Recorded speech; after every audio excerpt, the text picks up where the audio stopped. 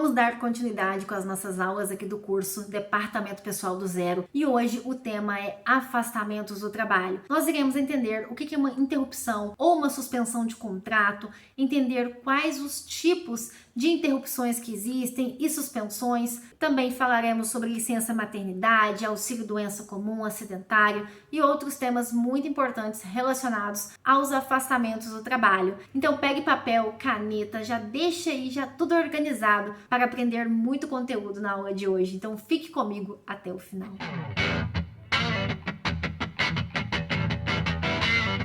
Muito bem-vindo novamente aqui ao canal Foca no Departamento Pessoal. Se você não me conhece, muito prazer, meu nome é Vanessa Silva. Eu trago aqui muito conteúdo de Departamento Pessoal, inclusive este é um curso gratuito que eu estou disponibilizando aqui no YouTube, que é o Departamento Pessoal do Zero. E também disponibilizamos várias aulas semanais e aulas com conteúdos muito interessantes sobre departamento pessoal que você pode estar acompanhando. Se ainda não é inscrito aqui no canal, vou te convidar para se inscrever. Se você já me acompanha, meu muito obrigada. E também meu Instagram é @foca no departamento pessoal. O link está aqui na descrição deste vídeo. Meu LinkedIn também, caso você queira me acompanhar lá. Dando continuidade aqui com o nosso curso, que é o Departamento Pessoal do Zero, com vários conhecimentos importantes para você que atua no departamento pessoal. Hoje o nosso assunto é afastamentos do trabalho. Iremos conhecer alguns conceitos muito importantes para você que atua na área ou que quer atuar, começando com interrupção e suspensão do contrato de trabalho, que são dois conceitos distintos. A interrupção é diferente da suspensão de um contrato de trabalho. E qual que é essa diferença? Vamos lá, vamos começar pela interrupção de um contrato de trabalho. Quando falamos de interrupção de um contrato de trabalho, nós estamos falando da ausência provisória da prestação de serviços pelo empregado. Essa ausência da prestação de serviços, o empregado cessa essa prestação de serviços, mas em contrapartida não cessam as obrigações da empresa, do empregador, porque aqui na interrupção de contrato, o empregador mantém todas as obrigações, como pagamento de salário, contagem de tempo. Mas como assim? Não entendi nada. Calma que eu vou te dar um exemplo que vai ficar muito mais claro. Imagine você trabalhando lá no departamento pessoal. Você recebe um atestado de 2 dias porque o empregado está com gripe. Neste caso, é uma interrupção do contrato de trabalho. Isso significa dizer o quê? Teremos uma ausência provisória. Durante 2 dias, o empregado não vai comparecer à empresa, sendo que nesses 2 dias é um atestado médico. O atestado médico ele conta normalmente para todos os efeitos. Você vai pagar salário para esse empregado nesses 2 dias, você vai recolher o FGTS desse empregado todos os dias do mês, inclusive esses 2 dias. O empregado vai continuar a contagem de tempo de férias, 13º normalmente, se ele trabalhar por pelo menos 15 dias ali, no caso de um 13º. Por exemplo, vai continuar as contagens normais. Então, no caso de uma interrupção no contrato de trabalho, um exemplo clássico seria um atestado médico de até 15 dias, que a empresa mantém sua obrigação de salário, não de benefício, né? Porque a depender do benefício, fazendo um gancho aqui, por exemplo, uma convenção coletiva estipula o pagamento de auxílio alimentação, de vale alimentação, de vale refeição por dia trabalhado. Nesse caso, como é algo específico de uma convenção coletiva, aí é por dia trabalhado. Se o empregado não trabalha, mesmo de atestado, ele não recebe. Mas é específico de cada convenção, tá? Estou falando aqui de salário somente, para não confundir aí, porque às vezes algumas pessoas me perguntam, né? Até nas aulas mesmo, mas como que eu faço quando temos ali auxílio alimentação, auxílio refeição? Aí tem que olhar na convenção coletiva se é por dia trabalhado. Se for por dia trabalhado, aí infelizmente os dias de interrupção de um contrato não entrariam na continha, que o empregado teria direito àquele valor de auxílio alimentação, auxílio refeição, enfim. Mas aqui, para pagamento de salário, o empregado vai ter direito porque é uma interrupção. A interrupção, ela cessa a obrigação do empregado de prestar os serviços, mas não cessa a obrigação da empresa de pagar os salários e continuar com sua contagem de tempo, ok? Quando falamos de interrupção, temos outros exemplos, não somente o atestado médico de até 15 dias, como eu disse. As férias é uma interrupção, porque o empregado não vai prestar serviços durante 30 dias, mas vai receber. Situações também previstas lá no artigo 473 da CLT. Joga lá no Google CLT Planalto e pesquisa o artigo 473. É um rol de direitos que o empregado tem a depender de algumas situações, por exemplo, casamento. O empregado tem até 3 dias que ele pode se ausentar ao trabalho em virtude de casamento. Lembrando que tem que ser comprovado, não basta o empregado chegar lá no departamento pessoal e falar assim, casei. Ótimo, parabéns, cadê a certidão de casamento para poder fazer o abono desses 3 dias? Então é necessário ter uma comprovação. Existem vários outros exemplos e várias outras situações, melhor dizendo, lá no artigo 473 da CLT, dá uma olhadinha lá que é importante. A convenção coletiva ou o acordo coletivo pode trazer também uma interrupção no contrato de trabalho. Como assim? Algumas convenções coletivas trazem o feriado da categoria. Por exemplo, eu trabalho muito com a construção civil. A construção civil da minha região aqui tem um sindicato que tem uma convenção coletiva para as empresas que são construtoras, né? E tem um dia de feriado. Nesse dia de feriado, todos que fazem parte dessa classe de trabalhadores que trabalham na construção civil não irão trabalhar, mas irão receber normalmente, que seria uma interrupção nesse contrato de trabalho. O descanso semanal remunerado, por exemplo, domingo, o empregado trabalha de segunda a sábado. Esse domingo, o empregado recebe. Durante esses 30 dias ali, que é o mensalista, por exemplo, ele não tem um desconto do domingo. Ou um feriado nacional, municipal ou estadual, também seria uma interrupção no contrato, que o empregado não presta os seus serviços, mas recebe normalmente. Vou te convidar aqui para conhecer o curso completo Especialista em Departamento Pessoal, que eu te explico tintim por tintim tudo isso sobre interrupção, suspensão, inclusive suspensão com uma suspensão disciplinar, né, quando se aplica. É muito importante você saber quando está atuando lá no departamento pessoal. É um curso totalmente completo, com mais de 240 aulas, tem muito material para download. Ele está disponível na Udemy, é só clicar no link desta aula que você está me acompanhando pelo YouTube. Tenho certeza que você vai gostar. Eu vou ser sua instrutora. Você não vai cansar de mim, prometo, porque as aulas são muito dinâmicas. Nós temos slides assim como aqui você está acompanhando. Tem aulas com aulões de dúvida, né? Tira dúvidas, muitos temas, muitos módulos, aulas conceituais, aulas de conferência de prática, aulas de cálculo, legislação. Então é muito, muito, muito tema importante que você precisa saber para dominar de fato aí o departamento pessoal e atuar com segurança. Só clicar aqui na descrição desta aula que você está me acompanhando, eu tenho certeza que você vai gostar, ok?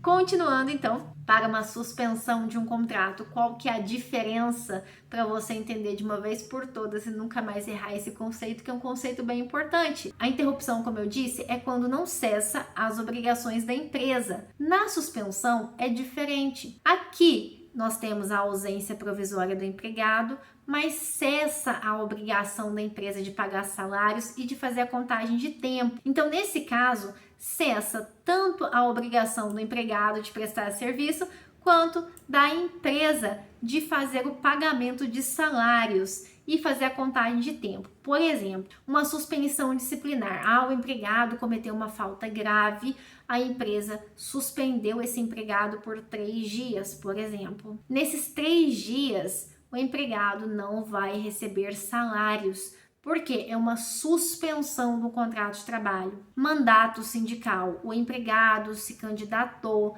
foi eleito como diretor de sindicato. Então, o empregado foi eleito como diretor de sindicato. Nesse caso, no tempo de mandato dele, ele vai ter uma suspensão, ele não vai receber salário. E também quando o empregado está em gozo de benefício previdenciário, como por exemplo, aposentadoria por invalidez, auxílio-doença comum ou acidentário. Neste caso, a empresa não vai pagar salários para o empregado. Mas um ponto aqui importante que eu vou destacar, 2 pontos na verdade. Um que eu trouxe aqui e outro que eu lembrei para te falar, sobre acidente de trabalho.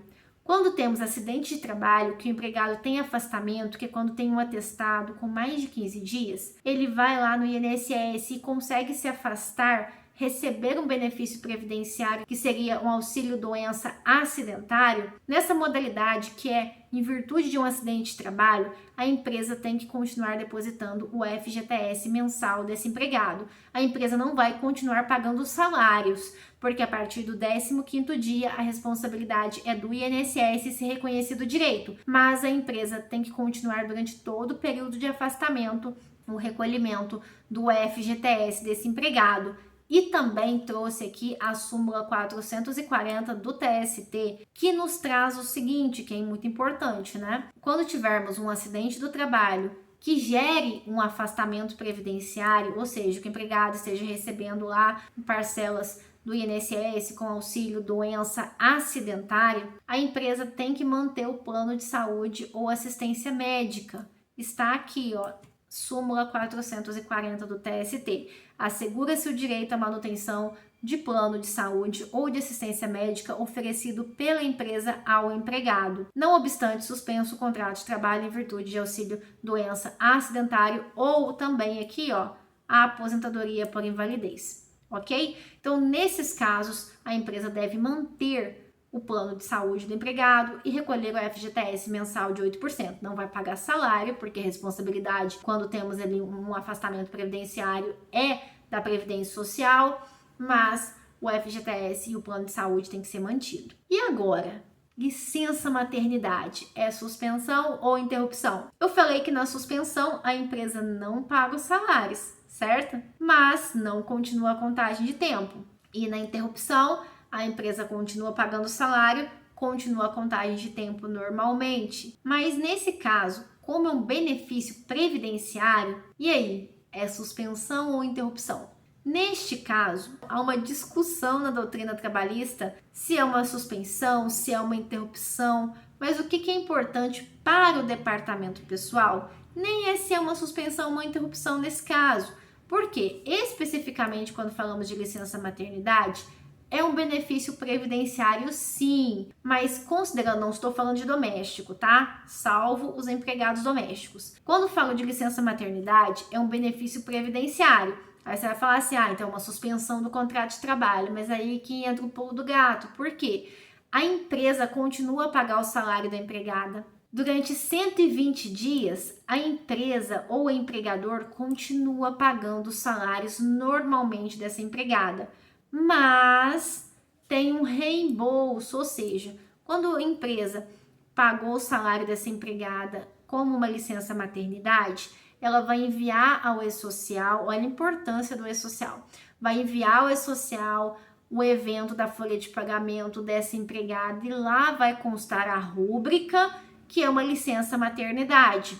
Se configurado direitinho, esses valores lá, o E-Social vai aceitar bonitinho, ele vai ser, depois que você enviar o S1299, que é aquele evento de finalização aí dos envios dos eventos periódicos daquela competência, depois que você envia isso, você transmite a DCTF Web. O valor vai gerar para você o DARF previdenciário, que é onde vai ter os valores que serão pagos relativos ali ao INSS, que vai ser descontado do empregado, e as parcelas referentes à empresa, por exemplo, INSS Empresa, Sistema S, RAT ajustado.